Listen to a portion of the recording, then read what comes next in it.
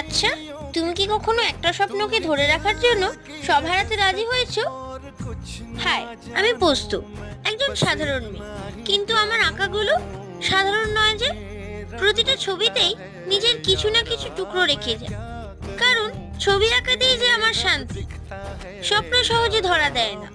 রাতের পর রাত ব্যর্থতা, কান্না সবকিছু পেরিয়ে তবেই একদিন এমন আসে একটা মুহূর্ত যেখানে তুমি নিজের স্বপ্নকে ছুঁয়ে দেখতে পারো।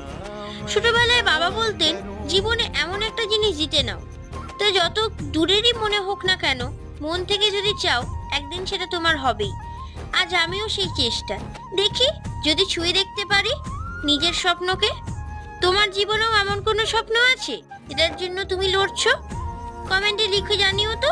আর যদি তুমিও একজন স্বপ্ন দেখা মানুষ হয়ে থাকো, তবে ভালোবেসে পাশে থেকো। আজকের মতো টাটা।